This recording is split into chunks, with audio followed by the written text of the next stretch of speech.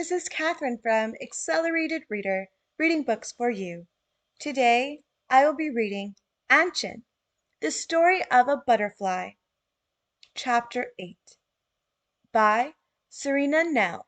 Before I begin reading, I would like to give a big thanks to the author for sending me this book to read on my channel. In the description below, I've included links where you may find and purchase this book. Don't forget to like and subscribe. Chapter 8. Mona was busy. She kept an eye on the twins while preparing supper. Her gaze kept going to the clock on the wall. The twins were running around on wobbly legs, while Anchen was sitting at the opposite of the counter. Her golden blonde with caught hair was caught in two plaits on either side of her head. Her big blue eyes were shining bright. Enthusiastically, she was trying to have a conversation with Mona, who was looking at the clock again. "And he bumped into me, sending my strawberries all across the floor. Then we bumped our heads when we wanted to pick them up," Anchen said, and giggled at the memory. "And he asked if he could have one. I gave him one, and he looked at me while he ate it." Dramatically, Anchen brought her hands to her face, eyes glinting with excitement. "Oh my word, Mom, he is so cool," she said while letting her hands slide down her face.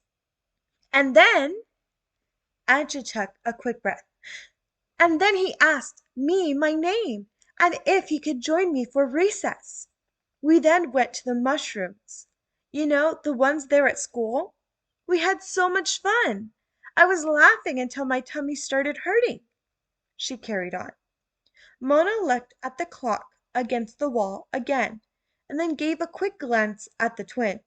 She saw Mia heading for the flower pot and jumped to rescue it before it hits the floor.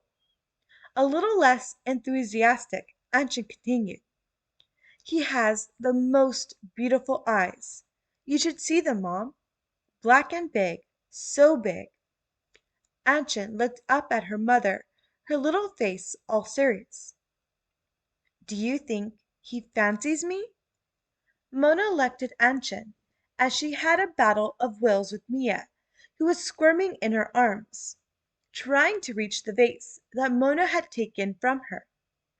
"Can we talk about this later, sweetie?" she urged, as she battled to calm the wriggling toddler. Anchen nodded and turned to her room. All the enthusiasm left her chubby body. A desolate look crept across her face as she turned around and glanced at Mona, with a squirming Mia in her arms. Fighting back the tears, she swallowed at the lump in her throat. "Sure," she managed, and walked out of the kitchen, with tears that are lining her eyes. Determined not to cry, she stared in front of her and bit down hard on her lower lip as she left the room with as much dignity as she could muster. A couple of minutes later, the room door frame shuddered as Anchen slammed shut the door with force. Stay tuned for Chapter 9. Thank you for listening. Don't forget to like and subscribe. In the description below, I've included links where you may find and purchase this book.